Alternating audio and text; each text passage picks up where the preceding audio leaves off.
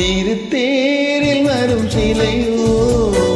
சிலை பூஜை ஒரு நிலையோ அழகின் கலையோ கலை மலரோ மணியின் நிலவோ நில ஒளியோ எனும் சுகம் தரும் திருத்தேர்